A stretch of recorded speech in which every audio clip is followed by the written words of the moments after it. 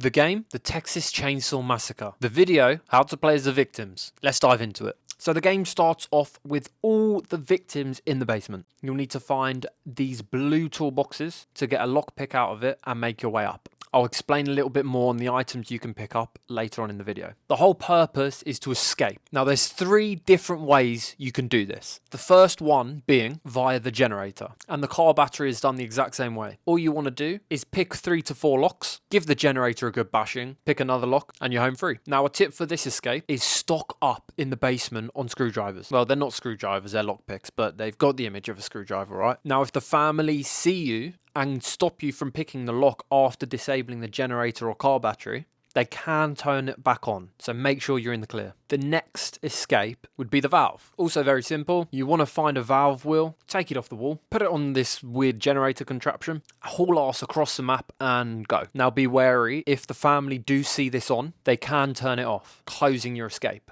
And the last, and in my opinion the safest, is the fuse box. You want to find a fuse, put that in your back pocket, find the fuse box, crack that open with the lockpick, and it's a simple puzzle. You want to match your colours up whilst making sure that the 2 numbers add to the number below it. Looks confusing when you first crack it open, but it's very, very simple. Once you've done that, the best course of action, find a well, jump down it, and you're scot-free. The fuse box will always, always, always open up the exit in the basement. And this is why I think it's the safest, because the killers cannot chase you down a well. However, be careful because this one is timed. So make sure once you've opened it, you tunnel vision straight to that exit. Now, around the map, you will find items. I've mentioned 3 of them, one being the lockpick. There's a health item, which I normally keep one pocketed, just in case I get hit too many times, because they're quick to use and will prevent you from bleeding out. There are bone scraps. These are for you aggressors. Now with these you can sneak attack the family member. You can fight back.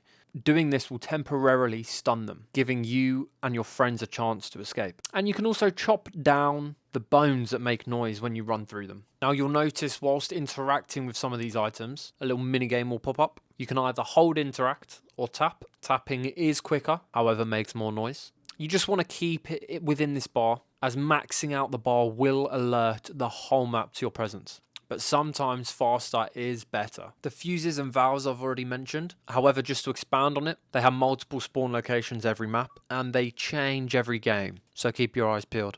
Now, one of the key skills to being a good victim is knowledge. We've all heard the saying knowledge is power, but it's no exception when it comes to this game. Knowledge of the maps, knowledge of your teammates, and knowledge of all the family members, so that whoever you come up against, you're well equipped, is only going to be an advantage for you. At the moment there is only 3 maps, so getting to know them shouldn't take too long.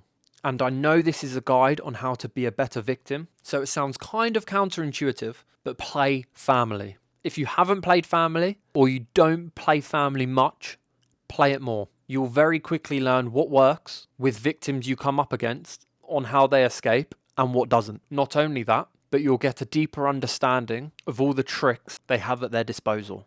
Knowing the enemy is extremely important, as 2 of them can actually go through obstacles with you. Obstacles are cracks in the wall, crawl spaces, and barrels to go over, wells, and windows to jump out of. Using these to your advantage will leave any family member in the dust behind you, and they will not be able to catch up. The 2 family members that can go through walls and crawl spaces are Sissy and Hitchhiker. Johnny can follow footsteps, so if he's near, get out of dodge. Leatherhead does the most damage and has the most endurance, but can easily be avoided by using these obstacles. And Cook can lean in to hear your location, so if one is near, be cautious of making too much noise. That is a very basic rundown of the family members, but knowing even just this will help your chances of winning dramatically. If you're going to take anything away from this video, only one thing, make it this.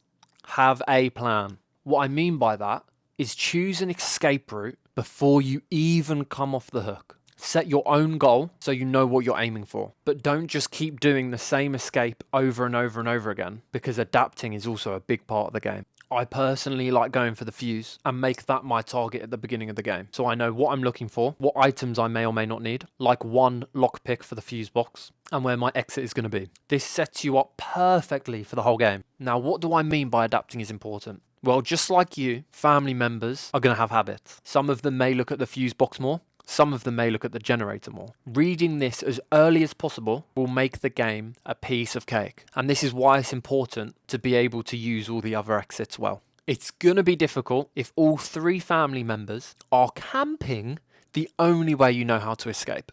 Now, if you're playing as a team, I recommend splitting up, as it makes it much more difficult for the family members to pin you down if they know the victims are going for multiple escapes. And it will keep them separated, which is what you need in this game, as there is nothing worse than 2 of the family being on you at once.